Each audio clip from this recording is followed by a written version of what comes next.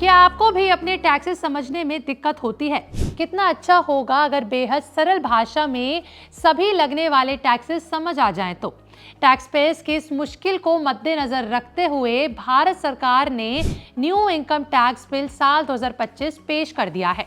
Budget साल 2025-26 में इसका जिक्र हुआ। तो अगर आपको भी अपने टैक्सेस समझने में कंफ्यूजन होती है तो आप अब बिल्कुल सही जगह आए हैं। तो बिना किसी देरी के शुरू करते हैं, आखिर क्या है ये न्यू इनकम टैक्स बिल साल 2025, कैसे ये नया इनकम टैक्स बिल 64 ईयर पुराने इनकम टैक्स बिल से बेहतर है। आइए जानते हैं सभी अहम बदलावों के बारे में हमारी वीडियो में आगे। भारत के वित्त मंत्री निर्मला सीतारमण द्वारा लोकसभा में नया इनकम टैक्स बिल साल 2025 पेश कर दिया गया है। ये नया बिल लगभग 60 साल से भी ज्यादा पुराने इनकम टैक्स बिल एक्ट की जगह लेगा और टैक्स सिस्टम को सरल, पारदर्शी और ज्यादा प्रभावी बनाएगा। साथ ही इस नए बिल में सरकार ने कानूनों के सरलीकरण पर जोर दिया है। चलिए पहले जानते हैं इस नए इनकम बिल में क्या नए बदलाव किए गए हैं। पहला बदलाव ये किया गया है कि इस नए बिल में असेसमेंट ईयर की जगह टैक्स ईयर शब्द का इस्तेमाल किया जाएगा, जो 1 अप्रैल से 31 मार्च तक के 12 महीने की अवधि में इस्तेमाल होगा।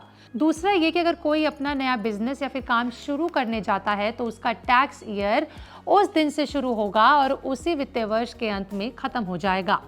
तीसरा है कि नए बिल में कानूनी शब्दों को आसान और छोटा रखा गया है, जिससे टैक्स पेयर्स के लिए इन्हें समझना बेहद आसान हो जाए। चौथा है कि कानूनी दस्तावेज को कम किया गया है। पुराने 823 पन्नों के मुकाबले नए इनकम टैक्स बिल में 622 पन्नों में तैयार किया गया है। पांचवा है कि चैप्टर्स और सेक्शन में बढ़ोतरी की गई है। जहां पर चैप्टर्स की संख्या को 23 करा गया है, वहीं सेक्शन में 298 से बढ़ाकर इनको 536 कर दिया गया है। छठा बदलाव हुआ है कि स्केड्यूल की संख्या को 14 से बढ़ाकर 16 कर दिया गया है। सातवां बदलाव हुआ है कि सभी कॉम्प्लेक्स प्रोविजन को हटाने का, और देखिए पुराने कानून में मौजूद सभी कॉम्प्लेक्स प्रोविजंस और एक्सप्लेनेशंस को हटा दिया गया है, जिससे टैक्स पेयर्स को उनको समझना पहले से भी सरल हो जाए। आठवां बदलाव वर्चुअल डिजिटल एसेट्स पर नियमों को सख्त करने का किया गया है। देखिए क्रिप्टो करेंसी जैसे वर्चुअल डिजिटल एसेट को अब अनडिस्क्लोज्ड इनकम के तहत माना जाएगा।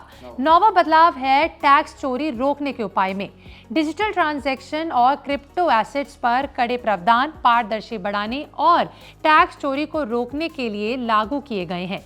10वां बदलाव किया गया है न्यू इनकम टैक्स में टैक्स पेयर चार्टर को शामिल करने का, जो कि टैक्स पेयर्स के अधिकारों की रक्षा करेगा और साथ ही टैक्स एडमिनिस्ट्रेशन को ट्रांसपेरेंट भी बनाएगा। देखिए न्यू इनकम टैक्स साल 2025 में जो भी बदलाव हैं वो टैक्स कैलकुलेशन, डिडक्शन और एग्जेप्शन को इम्पैक्ट करेंगे। देखिए नए इनकम टैक्स बिल से सेक्शन 54E जैसे कई गैर जरूरी प्रावधान हटा दिए गए हैं। ये एक ऐसा सेक्शन है जिसमें रेसिडेंशियल हाउस प्रॉपर्टी को बेचने से होने वाले कैपिटल गेन पर टैक्स कैसे बचाना है, इसके रूल की जानकारी दी गई है। इसके साथ ही कई पुराने नियम और छूट भी हटा दिए गए हैं जो अब रेलिवेंट नहीं है।